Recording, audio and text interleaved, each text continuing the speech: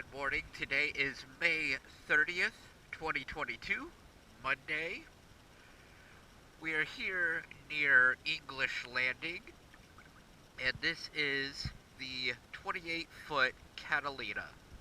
I just pulled this from the propeller and cut it off, and we'll see how that looks now.